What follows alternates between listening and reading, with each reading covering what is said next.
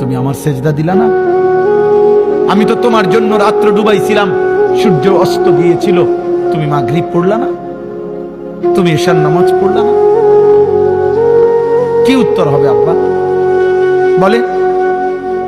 এজন্য আমি সব সময় বলি, ওই মৃত মানুষের রূহের মাগফিরাত এটার চাইতে বেশি দরকার আমাদের জীবিত মানুষের হেদায়েতের ফিকির। যে কবরে চলে গেছে তিনি তো চলেই গেছেন, উনি ওনার ভালো মন্দ নিয়া উনি তো কবরে চলেই গেছেন, উনি আর ফিরবেন না, আর সুযোগ হবে না।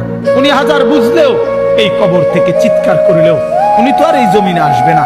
কিন্তু আমরা তো এখনো বেঁচে আছি, আমাদের তো এখনো সুযোগ ছিল, আমরা তো পারতাম আজও আল্লাহকে সেজদা দিতে,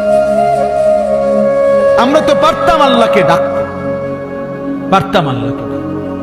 অতএব এই রাত গভীরে আমার কথা আমি এতটুকুই আজকে বললাম, আমরা প্রত্যেকে ইনশাআল্লাহ নিজের আখিরাত, নিজের কবর, নিজের মৃত্যু, এই অনিবার্য বাস্তবতাকে আমরা স্মরণ করে আমরা আখিরাতকে, নিজের জীবনকে